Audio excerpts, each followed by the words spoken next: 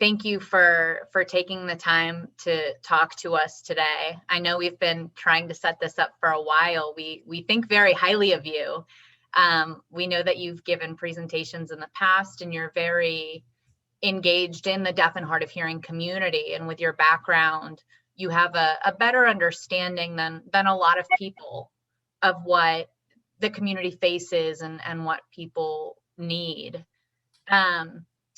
Do you want to talk a little bit about how you got started working in the deaf and hard of hearing community? Yeah, I'm a psychologist by training, and I had been teaching up in Vermont at a college in Vermont, and then I turned to clinical work, and I had been doing clinical work for probably altogether about 10 years, and I was getting a little bit tired of it. And I saw that there was a position opened at Gallaudet University in Washington, D.C. And I had been living in Washington, D.C. for years, so it felt like home.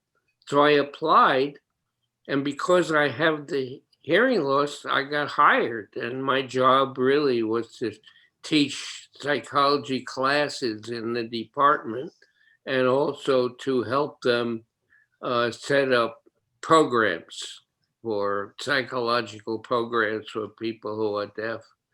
And while I would, and of course I didn't sign, which puts you at a huge disadvantage at Gallaudet, where that's how they communicate. And so I was learning sign language slowly, and I heard about SHHH, Self-Help for Hard of Hearing People, and Rocky Stone, and I called them, and I had a conversation with Rocky, and he said, because I had been seeing some of the hard of hearing people who work at Gallaudet in the evenings for a little group work. And I told him about that, and he said, well, I want you to come up here to SHHH and do the same thing. We'll go for, I'll give you 2-hour sessions once a week for 8 weeks. And so I went up and started, and we had maybe 10 people, mostly staff and volunteers from what is now Hearing Loss Association of America. And so we did that for 8 weeks. And what I found out was we would sit around for 2 hours and talk about issues related to hearing loss, problems people face, what they have done to resolve those problems, that kind of thing.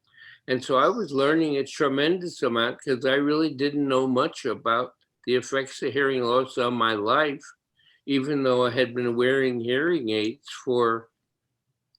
I got my first hearing aids, I think, in 1953. And so we're talking about Gallaudet was 1983. So I've been going like 30 years of kind of winging it with my hearing loss. And so we would talk about some issues, some problems that people are experiencing. And I'd run back to Gallaudet the next day and go to the library and see, what people have talked about, what are some solutions to these problems. And what I soon found out was there was not much in the literature. The British people were doing a little work in that domain, and one fellow up in Canada was publishing a couple papers, but essentially there was not much anything to see that was helpful for what we were doing. So at the end of 8 weeks, the people said, well, we're just starting, let's go. We continued, and we ended up going for 33 weeks. Oh, and wow. In that 33 weeks is when I learned about my hearing loss and how it affects a variety of people, because we had turnover in that group as well over that time. So we had the initial 5 of the initial people stayed for the whole 33 weeks, but then we would add other people And usually we had about 10 people in a session. So that was my experience. And then I went back to Gallaudet, and they had a meeting because of the work that I had done with SHHH or HLAA. They had a joint meeting of 12 people from Gallaudet and 12 people from SHHH, and to sit together and see how can we work together, people who are deaf and people who are hard of hearing. As a result of that week-long series of meetings, they just said, well, he's got a program going, let's get him to continue that. So I moved from, they just took me out of the psychology department, thank God, and put me in research where nobody cared what I was doing. And so for the next 13 years or so, I just was traveling around the country doing workshops with people who have hearing loss and their communication partners. And along the way, I was learning about my own hearing loss and the effects on me from all of that. So I was very, very lucky to be essentially paid to be in private practice is what it was. So that was the origin. And I think I've done programs for people who have hearing loss and their communication partners in every state, except I'm not sure about Nebraska. But the other ones, I know that we've done something there. Wow, that is really big outreach. You know, the part that strikes me about that story that's so interesting is that you had a hearing loss and you had this great opportunity. Do you think that your background in psychology helped you process better? Because obviously you could relate having a hearing loss to the individuals that you were working with, and you were learning new stuff. But do you feel like without working with them, even with the psychology background, you would have still made those connections? Oh, I think it was very important for me to have had that background, and very important for me to have done clinical work. So in clinical work, you're not sitting there lecturing, saying you will do this. This is way it. You ask questions from people, find out what their experience is, what they do in difficult situations, and then what they do that's been helpful.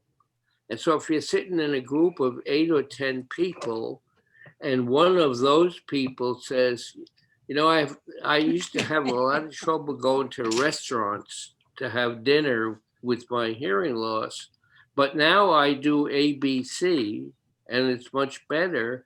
And all the other people in the group are hearing that, right? Or somebody would raise a question and say, I'm having a real problem at work in business meetings, understanding what's happening. And I don't really want to own up to my hearing loss, that kind of thing. So then we would say, okay, what I want you to do is to go back this week and go to those meetings and do ABC. Try doing ABC. Come back next week and tell us what happened. So that's how the group process worked. People trying out new ways of communicating, coming back and reporting. And if it wasn't that successful, the group would troubleshoot what could have been the problem, go back and try it again, doing ABC. So that's how the program really developed over time. That sounds incredibly empowering. You know, I'd like to say that it's less of an issue now where people have more availability to information in the community. But from the experiences that people have shared with me, I still very much think that group settings like that in the community are so important, because hearing from others in the community about their experiences, what works and what doesn't, is so powerful, especially in a society where, unfortunately, still, I think a lot of hearing people kind of provide these solutions that they've never had to use themselves, right? And they're saying this will work for you, this will work, or even this is good enough. Right. And that's so harmful, even though it's well-intentioned. Yes. Right? Yes. And the main result of the group work in that period of time, that long group thing, was that exactly what you're saying. People learned from each other. Somebody would come up with the problem, and I would ask the group, I'd say, who else has experienced this, and what do you do about it to be helpful? And that's how, rather than being the speaker who stands up and says, this is the way it is, which goes in one ear and out the other for many people, including me. So it was really helpful for people to talk about their own experiences and to share those experiences with other people. Yeah, I can only imagine how many people whose lives you've positively impacted by setting up those groups. I know now, looking on social media, I do see a lot of people, especially in the younger generation, talking about how alone they feel as they're losing their hearing, because a lot of these people are mainstreamed and don't know anybody else who's going through what they're going through. I think that the power of support groups, especially in this community, is underrated. So that work you did was so incredibly important, and I love seeing some of the groups that we see coming up. Do you mind me asking, I know this is very personal, but your own hearing loss, did you develop it later in life, or have you always had some level of a hearing loss?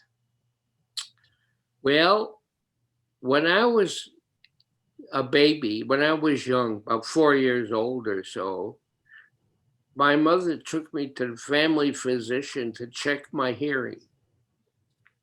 So something was going on back then. And he gave me the hearing test of the time, which was holding his wristwatch to my ear and then saying, tell me when you can't hear it. And of course, that sounds I ridiculous. didn't want to have a problem. So I said I heard it when it was all the way across the room. So, and then the Korean War hit, and I volunteered for the Air Force, and I was living in New York City. So the line for induction line, or the line for volunteering for services, was 1.5 blocks long. So I got in this long line and I stood there, and a guy came, the hearing test was, a guy came down the line and he stopped at every person and said, can you hear me? Can you hear me? Can you hear me? So I heard him say that to the people behind me. So can you hear me? Yes, yes. And so that was my hearing test that got me in. Then I went to control tower operator school, which is a little scary looking back on it. And at the end of, before the class started, they give you vision and hearing examinations. The guy who was giving me, the airman who was giving me the hearing test, said, I've never used this before. Can you show me how it works? So I passed that test with flying colors. And then I had a similar experience at the end of control tower school training, the same thing. You have to have vision and hearing again. And again, I had somebody who just really didn't know the equipment very well, and I managed to get through it. And then when I was overseas working in the control tower, actually, it's even scarier than that. I got transferred to Frankfurt, Germany, and I was sitting in an air traffic control center alone in a room wearing a headset. And people from all over the world, really, but many from England, So some air traffic control person in England would call me and give me the flight information for a flight that was leaving there and the time it was leaving, and if there were any VIPs on board, and where it was going, and what the time of arrival expected there would be. So I would transfer that information to the arrival station, and they would then expect and be ready for the airplane. So the problem was this: they didn't say, this flight is going to Vienna. They said, this flight is going to BDX. And so that we had this situation where a plane was supposed to go to Vienna, BDX, and I mixed up the call signals, and I called another place, another country, and told them to expect an aircraft at 3:00 in the afternoon or whenever it was. And at 3:00, they're all out on the tarmac searching the sky for this plane that never shows up. And in Vienna, the plane all of a sudden lands and it's got a senator on board and they're not expecting it. So that was the end of my control tower experience. So they sent me to Walter Reed Army Hospital ultimately, where they gave me a hearing aid and a 2 or 3 month rehabilitation program. It was excellent. 2 or 3 months of learning how to use and get the best benefits from a hearing aid. And then I went back to active duty. Of course, I was no longer in air traffic control. I became a supply person very quickly. So anyway, that was that experience. And then I went to university for 12 years after I got out of the service. Somehow survived all of that because the hearing aid was I was only one hearing aid then. And it was very, very helpful. Wow, you know what? I can't believe that they gave with the hearing aids 2 to 3 months training. That must have been incredibly helpful. I feel like now people get hearing aids or CIs, and while they, many have support from audiologists, they don't really have that kind of hands-on training to help them learn how to best use the technology.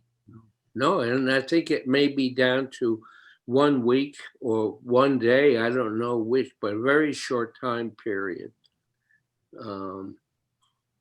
So I don't know whether it's economics or what it is, but. Yeah, I had no idea that back then the military did that at Walter Reed with training people with hearing aids. Jumping back to HLA or HLA SHHH, it occurred to me, my parents met through SHHH. Is that where you met Joe as well? Where I met Joe. Oh, yes, Joe. Yes, that's where I met Joe. Yes. Okay, I hadn't drawn that connection. Yes, many of our friends I met at HLA gatherings of some kind, yes. Yeah, every year for the Walk for Hearing, I do a post attributing my existence to SHHH because I wouldn't have existed if my parents hadn't met through the organization. Yeah, that's wonderful. Yeah. And Joe is just absolutely marvelous and has always been just a pure delight. And Meg as well. That's so kind of you and to you, say. obviously. Oh, thank you. That's very sweet. So moving, obviously back then with people not being diagnosed with hearing loss, that was my takeaway from your story. It's that people got hearing tests, but they weren't necessarily effective. And it seems like, at least in your case, you were able to get by and just kind of passed along without having your hearing loss diagnosed until something happened that made them look and be like, no, now we need to really identify what this is. Do you feel like it's different now in terms of people being able to diagnose hearing loss and the likelihood of a child or somebody having a hearing loss and going so long without it being diagnosed? I think it's better than it had been in the past, but still needs work, particularly for kids. And my wife, Janet, that's what she's an audiologist, and that's what she does full time, is just works with families of children under the age of 3 who have hearing problems. And many of them, or some of them at least, have had cochlear implants and so on. For older people, though, what's the population of HLAA now? The membership is, what do you think? It's 60,000 or something? You know, I'm actually not familiar with the numbers, but as I know that they have chapters in almost every state, if not every state, because we do presentations and we've been able to connect with, you know, thousands of people that way. We do the smaller presentations, so there's a lot of them, but I do feel like their reach is significantly growing. It's wonderful, yes, but we need to have more of it, more people aware of what they can do around hearing loss. I agree. I think the younger community, young adults and teenagers, could also benefit from knowing associations like HLAA exist and really getting involved and with these organizations to go to support groups and have these connections to the community. And my experience has been that the younger people are more open to places like the information that comes from HLAA and doing something about the hearing loss. Yes. Do you think that now there's more availability and outreach when it comes to accessible technologies and technology that can help people who are deaf and hard of hearing in their lives? Oh, yes. I mean, who is it that's selling hearing aids now over the counter for a much reduced price? And I think it might be I don't know, Sam's one of the, or several of, like Costco, those kind of organizations. Several of them are now selling hearing aids to people. And I think they probably are doing some kind of a abbreviated version of a hearing test, so they know, what frequencies need to be adjusted for, that kind of thing. Which is really great, because I remember prior to the bill being passed, which enabled consumers to get over-the-counter hearing aids, there were so many people who knew that they needed them, and maybe it was a lower level of hearing loss and they could benefit from something like that, but they were unable to afford it or get it because there were barriers to access. Yes, and there's organizations are not willing to fund hearing aids. VA has been wonderful with that. Veterans Administration, wonderful with that. Top of the line hearing aids for veterans, and I'm not sure about active duty people, but we need to have more organizations willing to, or insurance companies willing to fund the hearing aids. I agree with that 100%. And I think information about telecoils is helpful too. Oh my God. Yes, I mean, when talking about hearing aids, I think it's all wonderful with not only all other assistive listening devices, which really compensate and are helpful with hearing aids, but also with captioning is helpful, and for people to experience captioning as much as they can, and have captioning happening much more frequently on television than it does.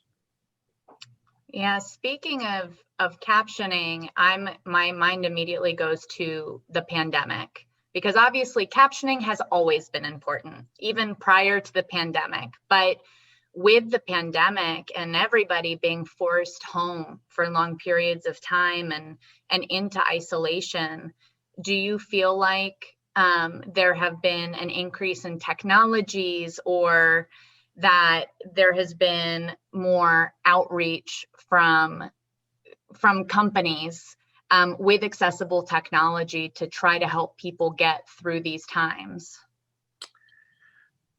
I'm not up on what all companies are doing in terms of assistive devices and that kind of thing.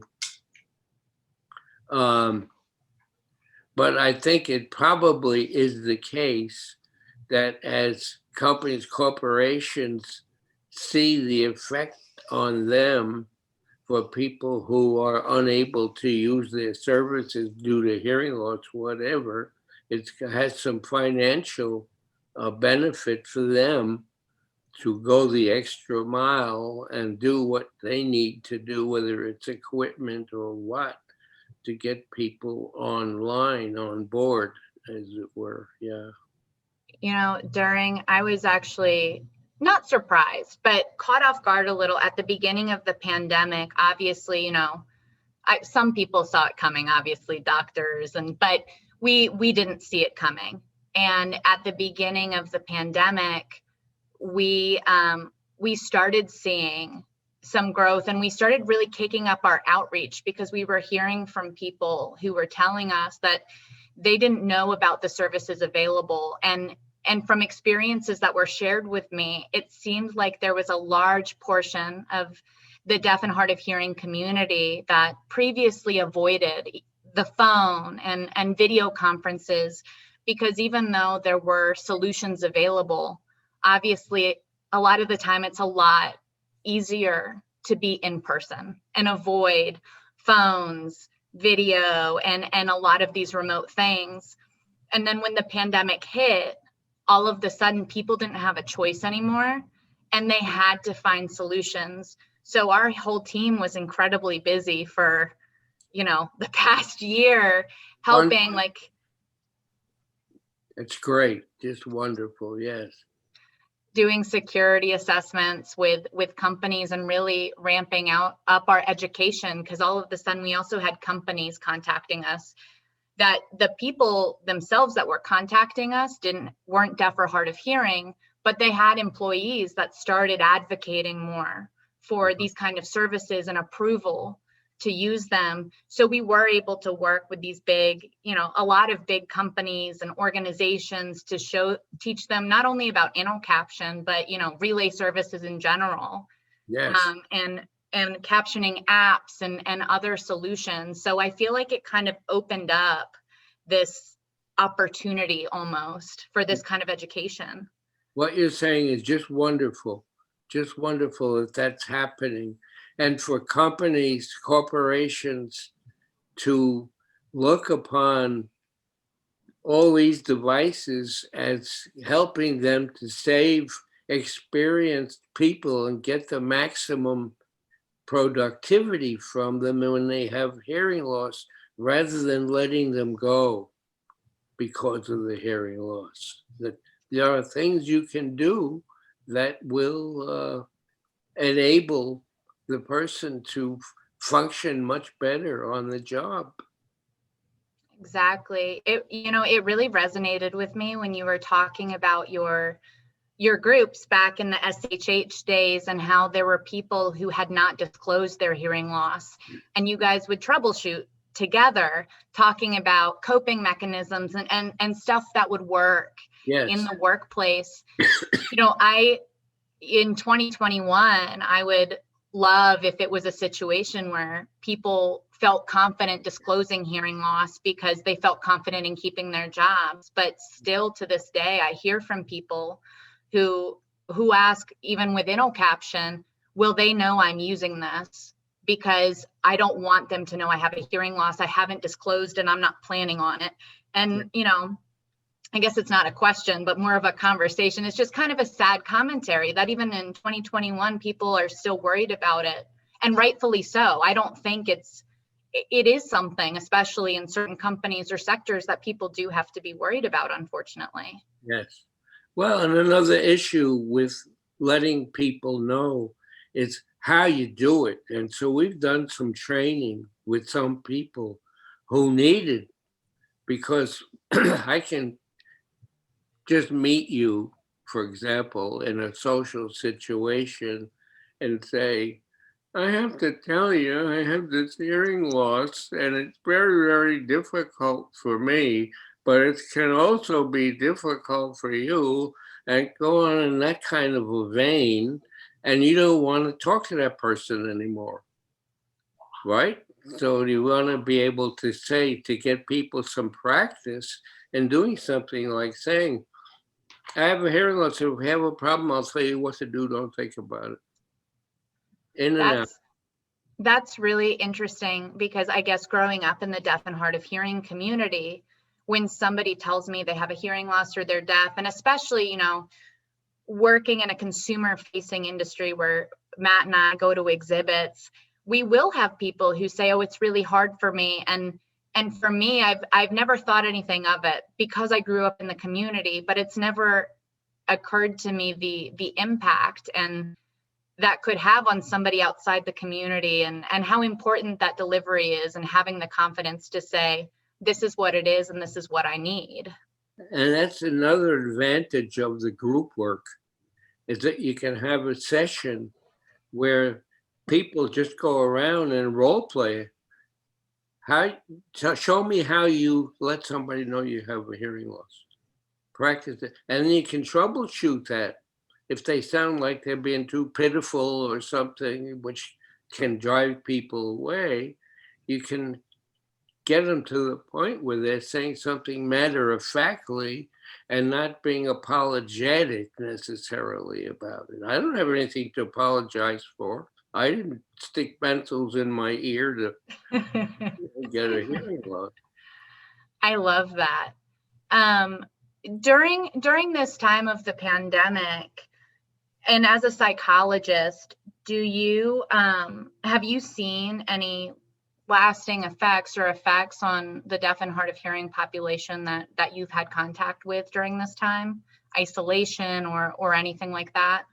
Well, my concern is, and because we are isolated due to this pandemic as well, so I don't have the contact with a lot of people that I would like to have, but I'm sure that the business about having to wear masks and trying to communicate with somebody who has hearing loss when they can't see significant part of your communication system cannot be helpful at all. And I'm just wondering how many people who have hearing loss during this time are even more reluctant to communicate or to attempt to get into situations where they need to communicate. And I don't know the answer to that, but I would suspect that it's more difficult.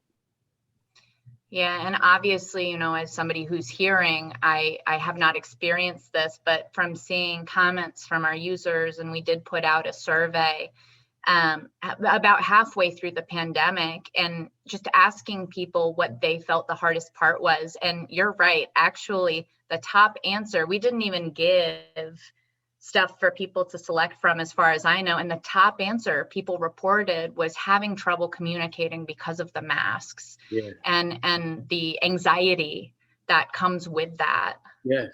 Yes. Particularly in situations where you feel like it's important that you're understanding what people are saying. Yeah. Moving forward, do you think after the pandemic, with the advocacy and education that's taken place during the pandemic, with things like T-coils, captioning solutions like InnoCaption, other telecommunications relay services, captioning apps, do you think people are more likely to continue using these technologies and advocating for them even in a post-pandemic world, whenever that is?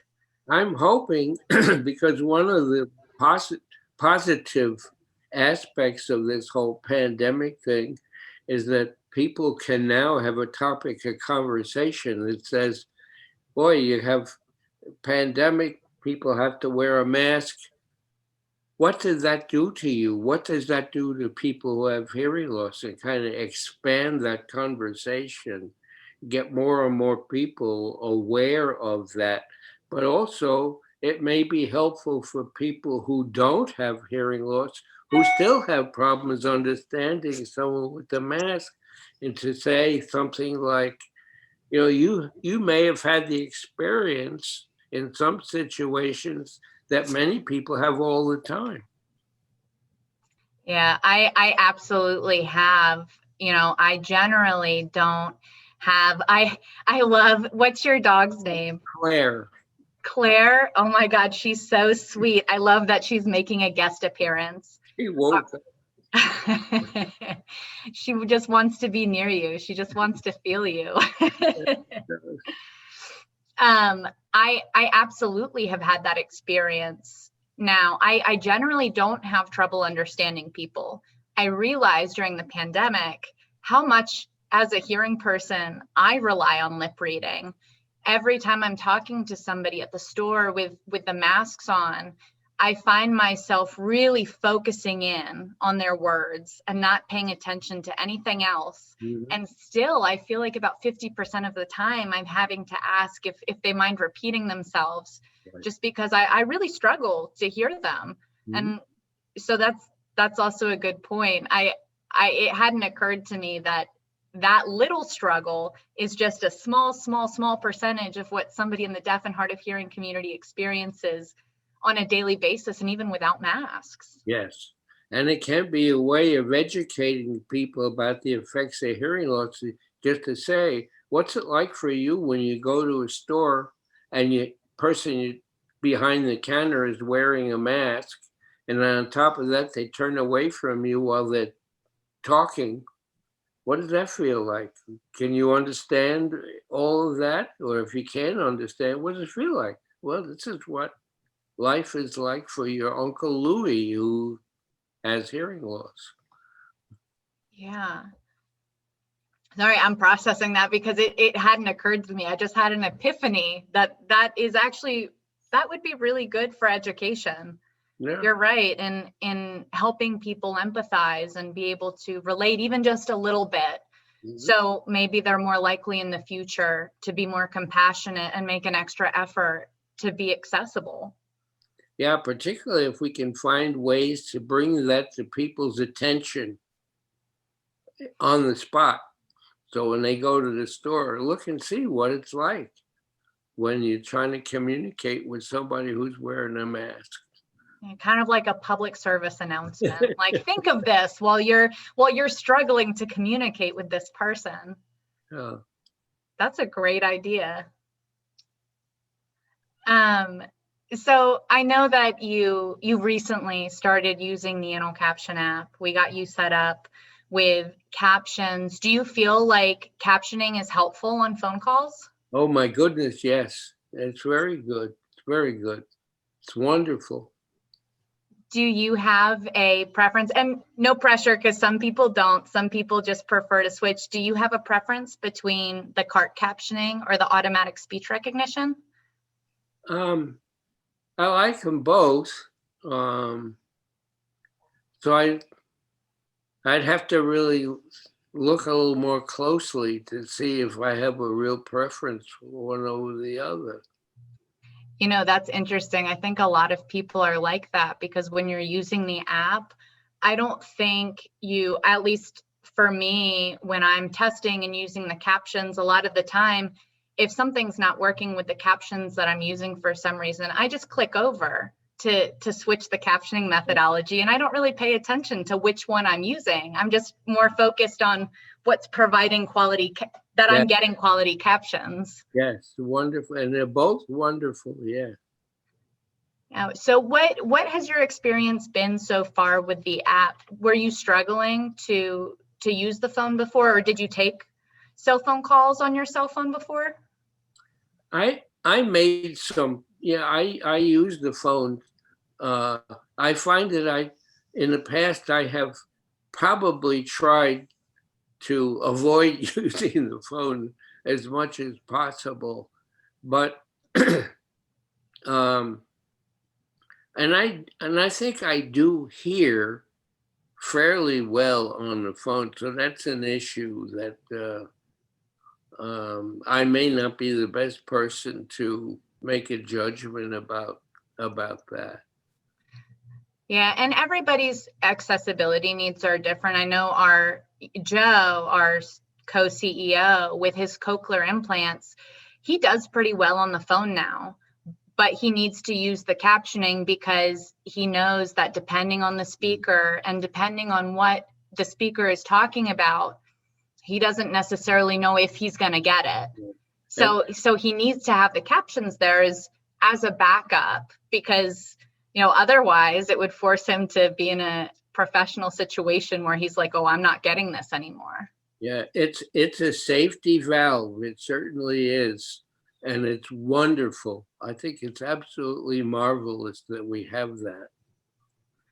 Is there anything that you're excited for in the future with deaf and hard of hearing when it comes to advancements in technology, or even the field of psychology? Like, I don't want to say as we're coming out of the pandemic, because obviously we are still very much in the pandemic, but looking forward to the future after everything we've been experiencing, is there anything that you're excited about or hopeful for?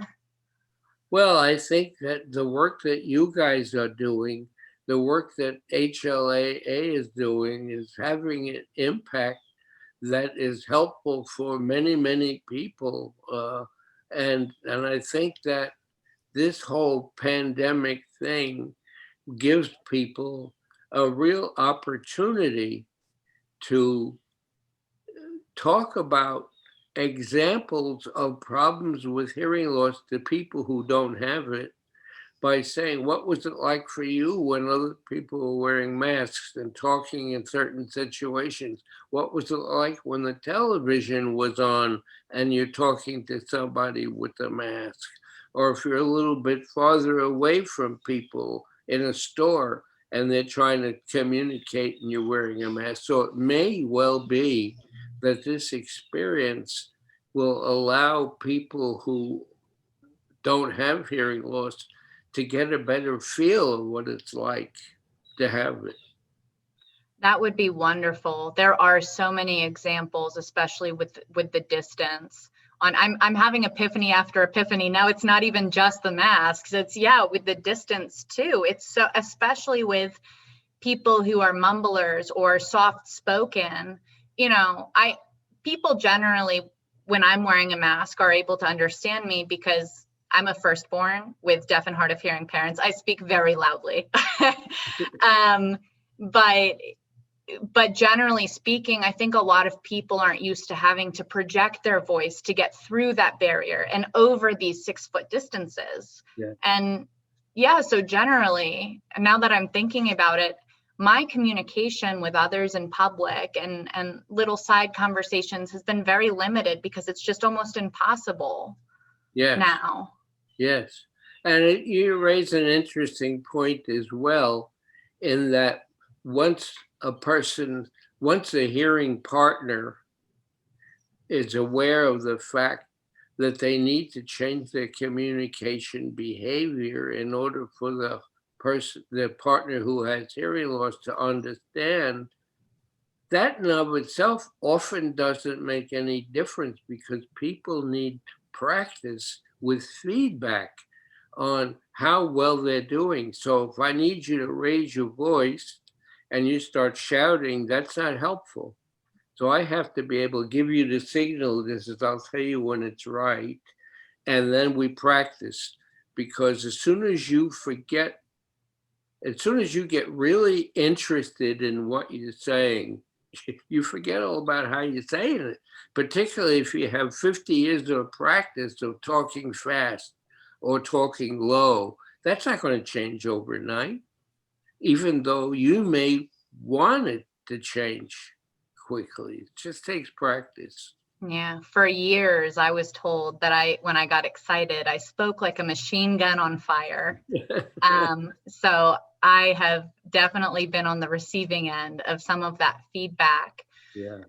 I know we touched on this a little earlier when you were talking about the support groups and troubleshooting and being confident and in the way that you frame telling somebody you have a hearing loss.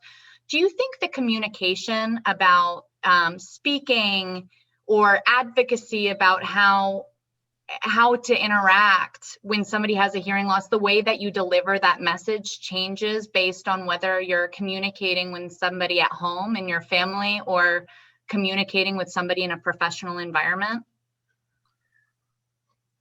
Well, the communication habits, we want people to change their habits. And it may be helpful for people in several different kinds of situations to do the same things that they do with, say, a partner who has hearing loss. So I think generally speaking, there are people, let me put it this way, there are some people who can be called, in quote, communication slobs, end of quote.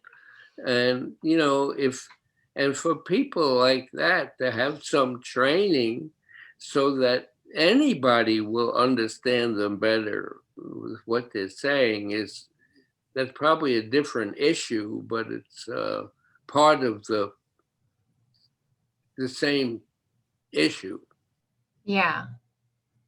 Yeah, I've definitely known some people that I would label as quote unquote communication slobs. Yeah. And if you say to them, what I want you to do is to raise your voice, I'll tell you when it's right. And so how long is that going to last? They do that. They raise their voice to this level. Is that going to last for an hour? 5 minutes? Probably depends on how much the person is actively thinking about that volume. We could use some research on that issue. We really could. I want to train you how to work with a person who has hearing loss, and I need you to speak at this particular level, and then to continue the communication and measure the level of loudness that's coming, right? And you see that people tend to revert back to the original habit over time.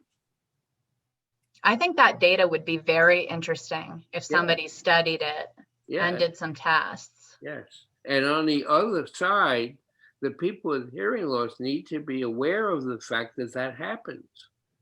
And it's not that this person is out to get them. It's that this is what's normal, is that we go back to doing what we have done our whole life. And it doesn't mean I'm bad. It means I need to provide a signal that's acceptable to get change over time that's in my benefit. So like setting that expectation from the beginning when you're having that conversation, saying, this isn't something that comes naturally. So while we're talking, your voice may drop again, and that's normal. So do you mind if I make this, or is there something that I can do so I don't interrupt you, just to call your attention to it? Perfect. That's very interesting. I feel like I've learned so much.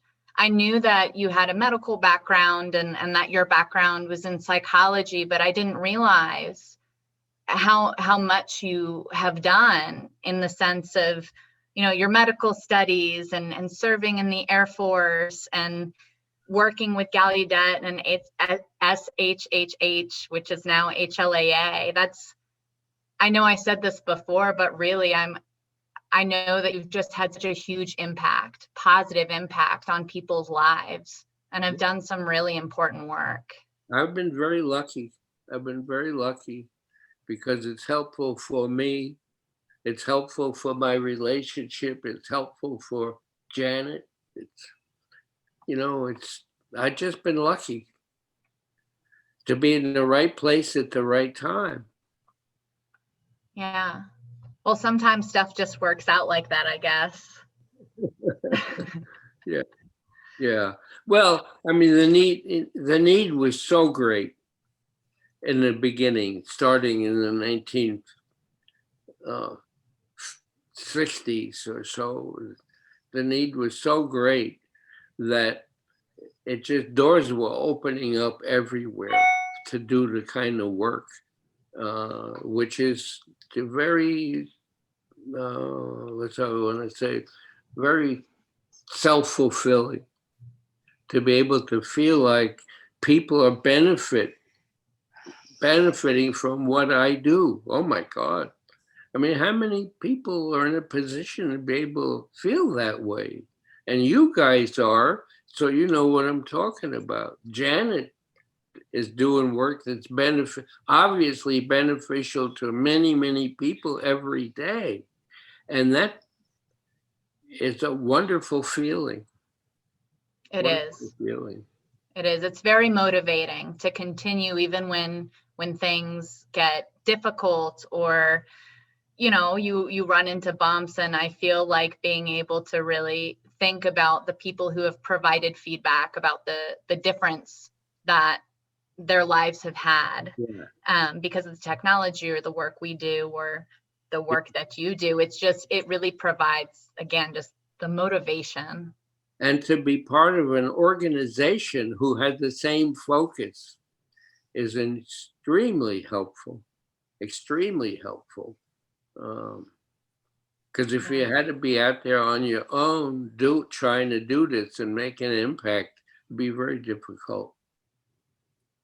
Well, thank you so much for taking the time to sit down with us and letting me pick your brain. I feel like I learned so much. And as I told you multiple times during our conversation, I feel like I had several epiphanies, especially as relates to the pandemic. You are a wonderful professional interviewer.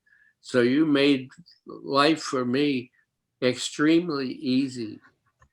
I feel like I should be paying you.